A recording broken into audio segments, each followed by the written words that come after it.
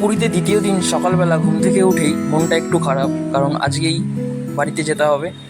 তো প্রথমেই রুমে ফ্রেশ হয়ে নিলাম, ফ্রেশ হয়ে নিয়েই সমুদ্রে স্নান করতে জন্য বেরিয়ে গেলাম, কারণ আগের দিন হয়তো কাজের পর আর সমুদ্রে স্নান করা হয়নি।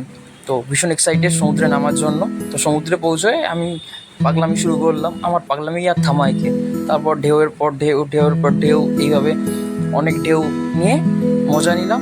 তো সমুদ্রে স্নান করছিলাম, আর বোনের আবদার ছিল শামুক কুড়োবে, তো একটা দুটো শামুক দেখতে পেলে ওকে খুঁজে খুঁজে দিচ্ছিলাম।